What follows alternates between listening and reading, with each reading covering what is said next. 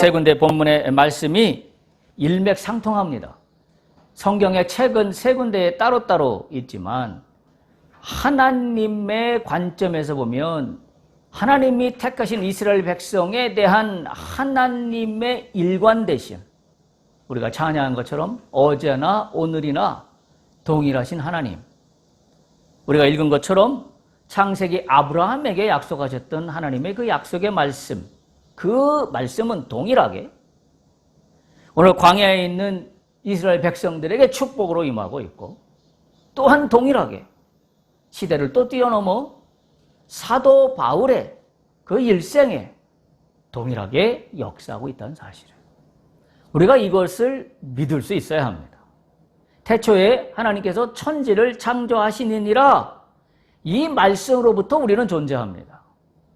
따라서 그 말씀에서 하나님이 약속하셨던 그 모든 것들은 동일하게 오늘도 우리에게 적용된다는 사실을 바라보는 것, 이것이 믿음입니다. 그것이 믿음이에요. 오늘 바울은 그렇게 고백하잖아요.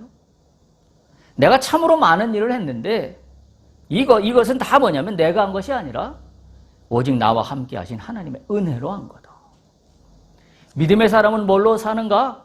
은혜로 삽니다. 그리스도인은 무엇으로 사는가? 은혜로 사는 사람들입니다. 창세기에 아브라함에게 복을 주셨던 하나님, 그 아브라함은 무엇으로 사는가? 하나님이 주신 복 때문에 사는 겁니다. 그게 은혜예요. 오늘 민수기 광야에 있는 이스라엘 백성들은 무엇으로 사는가? 은혜로 삽니다. 우리가 이미 알다시피 발락과 발람이 공모를 하여 이스라엘 백성들을 저주하며 저들을 괴멸하려고 하는 술수를 부리고 있지만, 오늘 이스라엘 백성이 죽지 않는 것을 우리는 믿음으로 봐야 해요. 우리가 기억해야 되는 것은 이스라엘 백성들은 가나안에 반드시 간다입니다. 우리가 그걸 믿음으로 봐야 해요. 왜? 왜냐하면 창세에 하나님이 택하신 백성들에 대하여 복 주시기를 작정하셨던 그 하나님이 오늘 광야 가운데 있지만 이스라엘 백성들에게도 동일하게 임하실 것을 우리가 믿기 때문에 이스라엘에서는, 광야에서 이스라엘 백성들은 소멸되지 않습니다. 하나님이 약속하신 대로 가나안 땅에 들어갑니다. 이게 굉장히 중요한 영적인 의미예요. 우리가 이 땅을 살아가면서도 동일합니다. 우리가 어떤 상황들을 만나면 죽을까, 어떻게 될까, 어떤 그 골짜기 속으로 우리가 휘말려 들어갈까, 여러 가지고 우리를 불안하게 하는 여러 가지 요인들이 있지만, 우리가 이 성경의 스토리를 우리가 믿음으로 받는다면 전혀 걱정할 게 없습니다. 하나님은, 창세에 약속하셨던 그 하나님은 오늘도 나에게 약속하시고 그 약속은 오늘도 나에게 유효하게 동일하다라는 사실을 우리가 바라볼 수 있어야 돼요. 그게 믿음입니다. 그래서 오늘 제가 본문으로 사면 민수기의 광야의 말씀은 어디로부터 이 축복은 시작된 거냐? 하나님께서 아브라함을 택하여 복을 주셨던 그 말씀으로부터 시작합니다. 그리고 더 거꾸로 올라가면 하나님이 태초에 창조하실 때 인간을 창조하시며 뭐라고 하셨어요? 생육하며 번성하라고 하셨어요. 이 땅의 모든 것들을 다스리라고 하셨습니다. 그 약속이 오늘 이스라엘 백성들에게도 동일하게 유효하게 적용되고 있는 거예요. 그러니까 거꾸로 보면, 우리가 이 사실을 알고 있는 관점에서 거꾸로 보면 발락은 얼마나 무모한 도전을 하고 있는가, 되지도 않은 일을 엎어보려고 하고 있는 거를 우리는 볼 수 있어야 해요. 또한 반대로 우리 입장에서 보면 우리가 광야에 있다 손 치더라도 이 광야가 나의 끝이 아니다 라는 사실을 우리가 분명히 깨달을 수 있어야 합니다. 성경의 말씀이 주는 의미는 그런 거예요. 단지 민수기 말씀만 본다 그러면 광야에서 하나님이 축복하셔서 이스라엘 백성들이 결국 광야를 통과하는구나 라는 것만 그쳐서는 안 됩니다. 이 하나님의 축복은 이미 태초에 약속하신 걸로부터 그대로 동일하게 이어져 오고 있다는 사실이에요. 우리가 그것을 반드시 깨달아야 합니다. 우리가 지금 살펴보고 있는 민수기 24장은 세 번째 발람의 예언입니다. 그래서 이 예언이 첫 번째, 두 번째 예언과 다르다 그랬어요. 다른 점이 있다 그랬어요. 뭐가 달랐죠? 세 번째 예언은 하나님의 영이 임했다 그랬어요.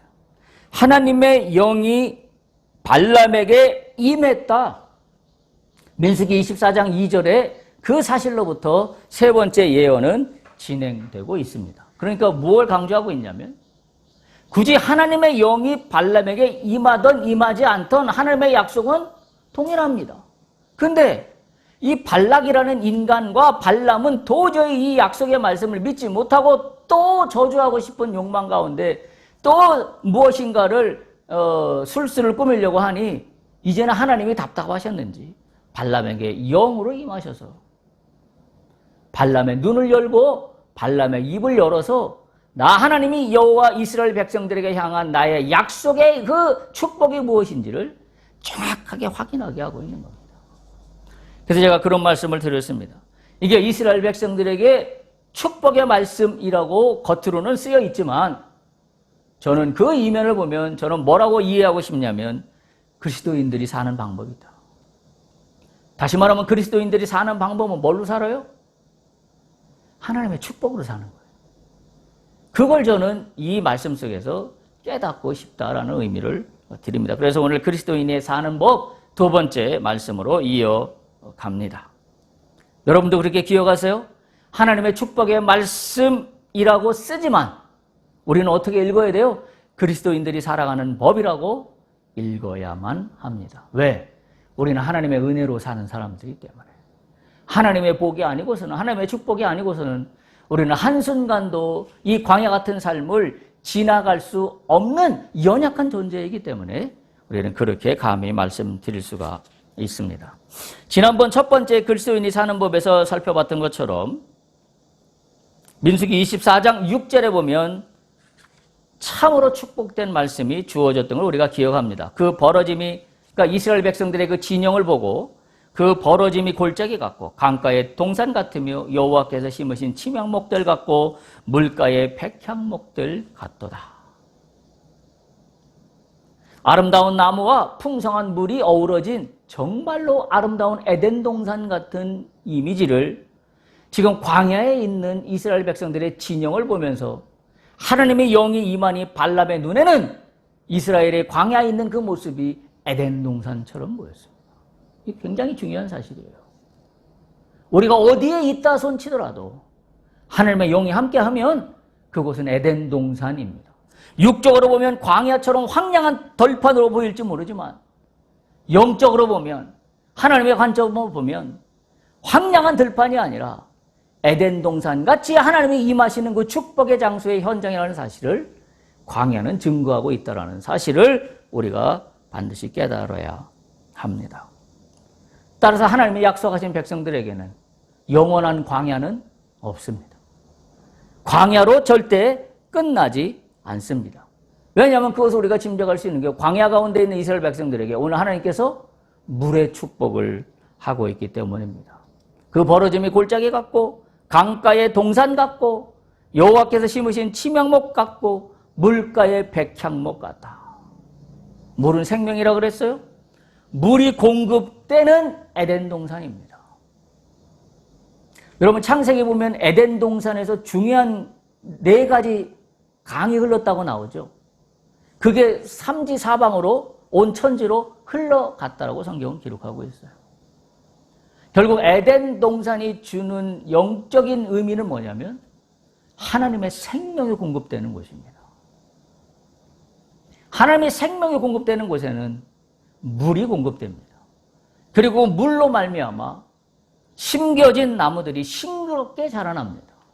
그리고 자라난 나무들은 풍성한 열매를 맺게 되어 있습니다. 그게 누구라고요? 그게 이스라엘 백성이라고요. 그게 태초부터 선택하신 하나님의 백성이라는 사실을 이 말씀을 오늘 분명하게 우리에게 전하고 있습니다. 벌어진 골짜기 같다, 강가의 동산 같다, 여호와께서 심으신 침향목 같다, 물가의 백향목 같다. 회복과 번영과 성장과 보호하심이 다 어우러져 있는 아름다운 모습을 지금 나타내고 있다는 사실입니다. 그리스도인들은 이 조화로 사는 사람들입니다. 나의 인생의 나무가 서 있다면 하나님이 공급해 주시는 생명수로 말미암아 나의 인생의 나무는 풍성하게 자라납니다. 그리고 성장합니다. 그리고 열매를 맺습니다. 그리스도인들은 이와 같이 하나님께서 공급해 주신 생명으로 말미암아 생명샘으로 말미암아 살아가고 있다는 사실을 우리가 분명히 깨달아야 합니다. 따라서 우리가 관심을 가져야 되는 것은 하나님이 공급하시는 때때로 공급하시는 풍성한 물이에요. 이미 앞에서도 살펴봤죠. 헐몬산의 이슬이 어떻게 한다고요? 온 유다 땅까지 이스라엘 전체를 다 덮습니다. 촉촉하게 덮습니다. 헐몬산의 이슬이 그것이 생명의 근원이 돼요. 요단강을 채우고 갈릴리 호수를 채우고 물줄기가 북쪽에 있는 헐몬산의 이슬로부터 서서히 온 땅을 적시며 흘러내려 전체 국토를 적시고 있는 거예요. 우리가 관심을 가져야 되는 것은 하나님의 이 풍성한 생명샘이 내 인생에 공급되기를 기도해야 해요. 하나님의 풍성한 생명샘이 여러분들의 삶 속에 공급되기를 간절히 축복합니다. 그때 우리가 살 수 있어요. 그러니까 우리는 무엇으로 사는가? 그리스도인은 무엇으로 사는가? 하나님이 공급해 주시는 생명수로 말미암아 하루하루를 살아가고 있는 사람들이다. 그렇게 말씀드릴 수가 있습니다. 이스라엘에 대한 축복의 말씀을 7절에서 9절까지를 보면 이렇습니다. 7절은 물이 가득 차고 흘러넘치는 그 장면을 묘사하는데요. 7절 이렇게 되어 있죠. 그 물통에서는 물이 넘치겠고 그 씨는 많은 물가에 있다. 와, 기가 막히지 않아요? 씨가 많은 물가에 있으니 씨는 성장하게 되어 있어요. 생장하게 되어 있습니다. 물통에서 물이 넘쳐납니다. 물통에 물이 메마르지 않습니다. 줄어들지 않습니다. 엄청난 축복이에요. 물을 길어서 어깨에 통을 메고 올 때 통에 가득 찬 물이 흘러넘치는 광경입니다. 어찌 보면 인간의 그 아름다운 그 소망 아닙니까? 내가 인생에 여러 가지 수고들을 했는데 그 수고들을 물통에 넣었는데 그 물통에 있는 물이 흘러차고 넘칩니다. 길을 걸어오는데 일터에서 집으로 돌아오는데 물통에 가득 채웠던 물이 가득 차서 흘러 넘칩니다. 일터에서 일을 했는데 물통에 물이 하나도 잠겨 있지 않아서 애간장을 타며 속을 끓이며 집으로 돌아오는 농부의 모습이 아니라 물통에 물이 가득 차서 통을 메고 집에 오는데 물이 철철 흘러 넘치는 그런 축복이 여호와의 자녀들에게 임하고 있다는 사실을 우리가 이 말씀을 통하여 풍족하게 받기를 소망합니다. 여러분의 인생에 이 물통의 축복이 넘치기를 축복합니다. 우리가 올해 그런 캐치프레이즈 가고 있잖아요. 우물물아 솟아나라. 우물물이 어떻게 솟아나나요? 하나님이 공급해 주시는 생명샘이 우물에 닿지 않는 한 우물은 솟아나지 않아요.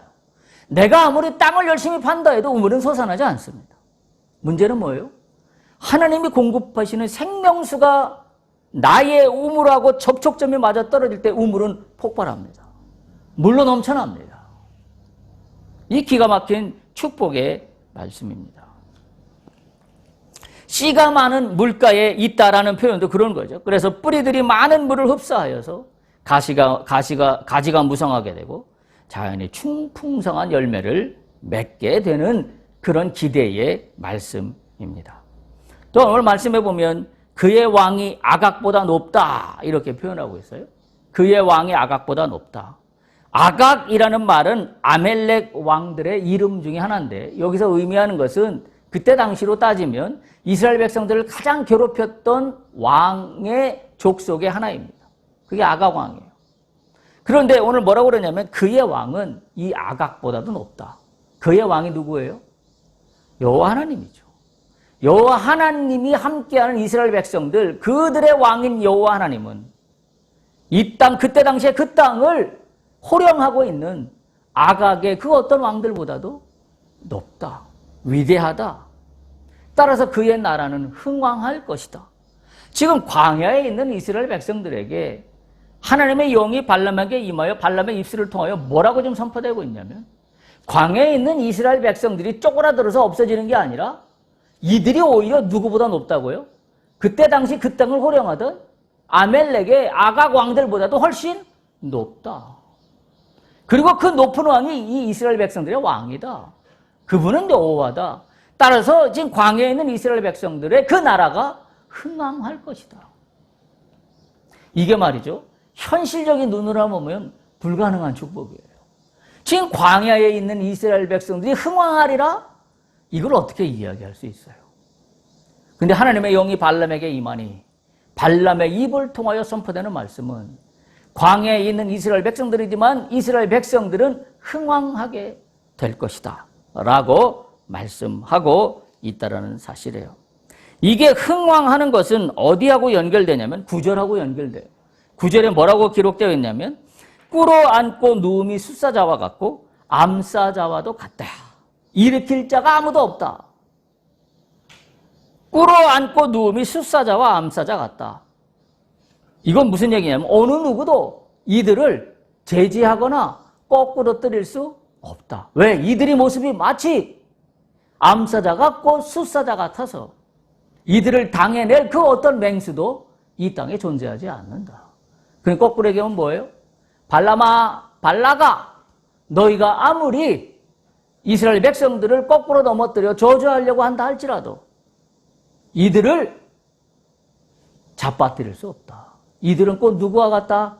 암사자와도 같고 숫사자와도 같아서 이들을 제어할 자가 아무도 없다는 사실을 깨달아야 한다라는 말씀으로 우리는 읽을 수 있습니다. 이스라엘 백성들이 하나님의 명령 가운데 행하는 모든 일을 감히 막을 수 있는 자가 없다는 뜻입니다. 그리스도인들이 사는 법이에요. 그리스도인들이 사는 법은 믿음으로 하나님과 연합하면, 믿음으로 예수 그리스도와 함께 되면 우리를 거꾸로 넘어릴 자가 없습니다. 그리스도인들은 따라서 예수로 말미암아 하나님으로 말미암아 광야 같은 인생길에 있다 손 치더라도 그 광야 같은 인생길을 충분히 능히 넘어갈 수 있는 능력이 있는 사람들이다. 그것이 그리스도인들이 사는 방법입니다. 또한 8절에 보면 이렇게 기록하고 있어요.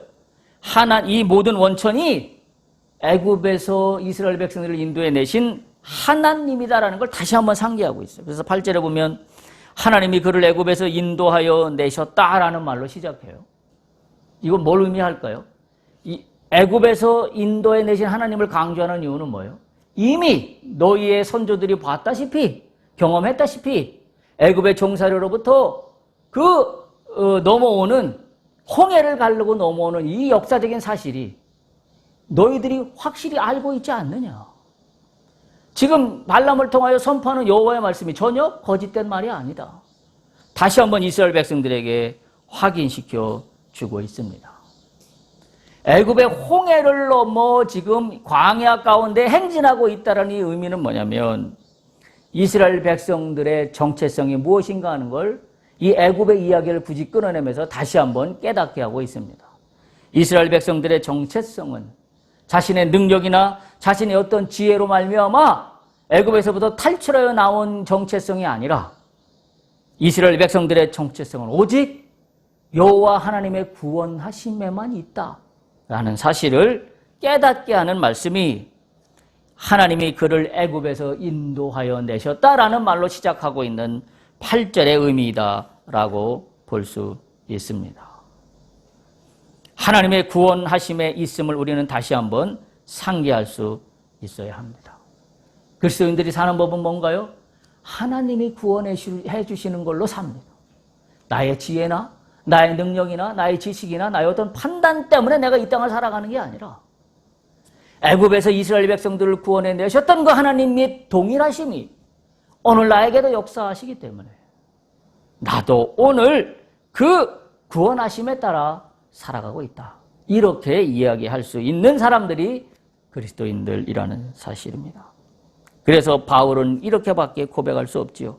우리가 이미 읽었던 고린도전서 15장 9절에서 10절을 보면 내가 나 된 것은 하나님의 은혜로 된 것이라.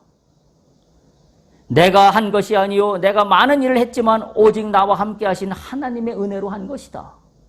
사도 바울의 고백이 이렇게 할 수 있는 이유는 바로 오늘 애굽에서 이스라엘 백성들을 구원해 내신 하나님의 그 동일한 은혜가 사도 바울에게도 임하고 있다는 사실을 사도 바울은 알고 있기 때문입니다. 이미 태초에 일어났던, 이미 출애굽 당시에 일어났던 그 하나님의 축복의 역사가 오늘 나에게도 임하고 있다는 사실을 사도 바울은 알고 있기에 이런 고백을 하고 있는 겁니다. 내가 나된 것은 오직 하나님의 은혜로 된 것이다. 내가 이러이러 많은 일들을 할 수 있었던 것은 따라서 나는 이렇게 이야기할 수 있습니다. 내가 한 것이 아닙니다. 오직 나와 함께 하신 하나님의 은혜 때문에 한 것입니다. 이게 그리스도인들이 살아가는 방법입니다. 근데 이 말씀은 어떻게 적용되냐면 우리에게는 이렇게 적용됩니다. 십자가의 은혜입니다. 십자가의 은혜로 우리는 구원을 받았기 때문에 그렇습니다. 구원하신 하나님의 은혜로 살아간다는 얘기는 이스라엘 백성들은 출애굽한 하나님의 구원하심으로 살아가지만 오늘을 사는 우리는 무엇으로 살아가요? 구원이라는 논리로 보면 나를 구원하신 예수 그리스도의 십자가의 은혜 때문에 오늘 내가 사는 겁니다. 그걸 우리가 깨달을 수 있어야 합니다. 구약 성경의 하나님과 신약 성경의 하나님은 동일한 분입니다. 그러나 구약의 하나님은 번제를 통하여 죄를 속한 인간을 만나주셨지만 신약 시대의 하나님은 이 번제 제물을 예수 그리스도가 대신하게 하셨습니다. 그래서 예수 그리스도로 말미암아 예수 그리스도의 십자가의 은혜로 말미암아 예수 그리스도를 믿는 자마다 다시 사는 축복의 은혜를 허락하고 있다는 사실을 우리가 반드시 기억해야 합니다. 따라서는 이렇게 정리할 수 있어요. 구약 성경과 신약 성경 사이에 한 가지가 세워져 있습니다. 그게 뭐냐면 예수 그리스도입니다. 구약과 신약의 가운데에 세워진 이정표가 있다면 예수 그리스도예요. 그 더 정확히 얘기하면 예수 그리스도의 십자가입니다. 그 십자가의 은혜 때문에 우리는 신약으로 넘어오면서 우리도 구원받은 백성으로 살아갈 수 있다는 사실을 우리가 분명히 깨달아야 합니다. 하나님은 과거나 현재나 미래나 언제나 동일하신 분입니다. 오늘 말씀을 통하여 우리가 깨달을 수 있는 것은 언제나 동일하신 하나님. 그 하나님이 오늘 우리의 인생 가운데에도 그리고 우리의 미래에도 함께 역사하신다는 사실을 우리가 반드시 깨달을 수 있어야 합니다. 8절에서 9절에 보면 또 이렇게 표현합니다. 하나님이 그를 애굽에서 인도해 나셨으니 그 힘이 들소와 같다. 그의 적국을 삼키고 그들의 뼈를 꺾고 화살로 쏘아 깨뜨리리로다. 하나님의 힘이 이스라엘 백성들에게 임하는데 어떻게 임하냐면 들소와 같이 적국을 삼키고 그들의 뼈를 꺾고 그리고 화살로 쏘아 꿰뚫는 그와 같은 능력으로 이스라엘 백성들에게 임하고 있습니다. 그래서 9절에 똑같이 그렇게 표현하고 있는 겁니다. 꿇어 앉고 누움도 수사자와 같고 암사자와도 같으니 아무도 그들을 제어할 수 없다라고 이야기하고 있는 겁니다. 우리가 정확히 기억해야 할 것은 이스라엘의 힘은 하나님으로부터 온 것입니다. 하나님이 이미 그들에게 역사하심으로 말미암아 그 힘이 그대로 이스라엘 백성들에게 적용되어 오는 거기 때문에 이들이 지금 광야에 처해 있다는 이 현실이 그게 전부가 아니라는 사실을 우리가 반드시 깨달을 수 있어야 해요. 하나님의 힘은 어제나 오늘이나 동일합니다. 그래서 사실은 발람이 5절에 그렇게 표현한 겁니다. 어찌 그리 아름다운 거. 하나님의 영이 임할 때에 이스라엘 백성들의 진영을 보고 이와 같은 특성이 나타날 이와 같은 하나님의 힘이 함께 하시는 이스라엘 백성들을 영으로 바라보며 이스라엘이 치고 있는 이 진영의 모습이 어찌 그리 아름다운 거. 이걸 육적인 눈으로 보면 전혀 깨달을 수 없는 그런 그림일 겁니다. 그러나 하나님의 영이 임한 발람은 이 이스라엘 백성들이 진을 친 모습이 그렇게 아름다울 수가 없었다라고 감탄을 하고 있는 것이라고 그렇게 말하고 있습니다. 본문은 광야 길에 이스라엘 백성들의 여정을 볼 때 어느 하나 쉽고 편한 것은 분명히 없습니다. 고난과 역경을 헤쳐나가는 순간순간들의 연속입니다. 그런데 결국 하나님의 백성들은 끝까지 살아남을 것을 강력하게 시사하고 있습니다. 기억하십시오. 하나님의 사람은 남습니다. 성경은 남은 자들을 표현하고 있습니다. 이 남은 자들을 통하여 하나님의 역사는 다시 이렇게 세워지는 것을 우리가 잘 알고 있습니다. 현대사를 보더라도 이스라엘이라는 국가는 흔적도 없이 사라졌지만 하나님은 디아스포라, 전 세계에 흩어져서 남겨놨던 그 이스라엘 유대인들을 통하여 다시 한번 모이게 하고 이스라엘 국가라는 그 국가를 다시 형성하게 했다는 사실을 보면 하나님의 역사는 끊어지지 않습니다. 계속해서 이어집니다. 다만 중간중간에 변곡점과 우여곡절은 존재할 수 있습니다. 그러나 믿음의 사람이라면 분명히 무엇을 바라볼 수 있어야 하냐면 끊어질 것 같은 어려운 상황이 존재할지는 모르지만 없어지진 않는다. 소멸되진 않는다. 라는 사실을 분명히 깨달아야 합니다. 24장 9절 마지막 말씀을 보면 핵심적인 열쇠와 같은 말씀이 이 말씀을 맺어가고 있습니다. 뒷부분에 보면 이렇게 기록하고 있어요. 너를 축복하는 자마다 복을 받을 것이요 너를 저주하는 자마다 저주를 받을 것이다. 이건 뭐하고 똑같은 거라고 생각이 되나요? 우리가 이미 읽었던 아브라함에게 주셨던 말씀과 동일합니다. 그 아브라함에게 주셨던 복의 말씀을 오늘 발람을 통하여 하나님은 이스라엘 백성들에게 동일하게 축복하고 있습니다. 축복하고 있습니다. 아브라함을 부르셨던 하나님의 축복의 말씀이죠. 창세기 12장 2절 3절이 그걸 기록하고 있어요. 내가 너로 큰 민족을 이루고 네게 복을 주어 내 이름을 창대하게 하리니 너는 복이 될지라. 그러면서 3절 그렇게 기록하고 있어요. 너를 축복하는 자에게는 내가 복을 내리고 너를 저주하는 자에게는 내가 저주하리니 땅의 모든 족속이 너로 말미암아 복을 얻을 것이라. 오늘 이 말씀은 뭐하고 동일해요? 오늘 민수기 24장 9절에 있는 말씀과 동일해요. 너를 축복하는 자마다 복을 받을 것이요 너를 저주하는 자마다 저주를 받을 것이다. 뭘 깨달을 수 있나요? 어제나 오늘이나 동일하신 하나님. 아브라함에게 복을 주셨던 그 하나님. 오늘 광야에 있는 이스라엘 백성들에게도 동일한 복을 허락하시고 계시다. 그렇다면 이건 어디로도 이야기할 수 있어요? 앞으로 가나안 땅에 들어가 하나님의 나라를 꿈꿀 이스라엘을 똑같이 축복한다고 여길 수가 있고 또 어디로 갈 수 있어요? 세월을 꼭 뛰어넘어 오늘을 사는 우리에게도 동일하게 너를 축복하는 자마다 복을 받을 것이요 너를 저주하는 자마다 저주를 받을 것이라는 이 복의 근원의 말씀은 우리에게도 동일하게 적용되고 있다는 사실을 우리가 깨달을 수 있습니다. 그래서 성경은 뭐라고 이야기하냐면 이것이 상속자다. 상속자예요. 우리는 상속자예요. 아브라함에게 주셨던 복을 이스라엘 백성들이 상속을 받았고 그리고 뛰어넘어 오늘을 사는 우리에게도 그대로 아브라함의 복이 상속되고 있다는 사실을 우리가 기억해야 합니다. 갈라디아서 4장 7절에 보면 그래서 이렇게 표현하고 있어요. 네가 이후로는 종이 아니요 아들이니 아들이면 하나님으로 말미암아 유업을 받을 자니라.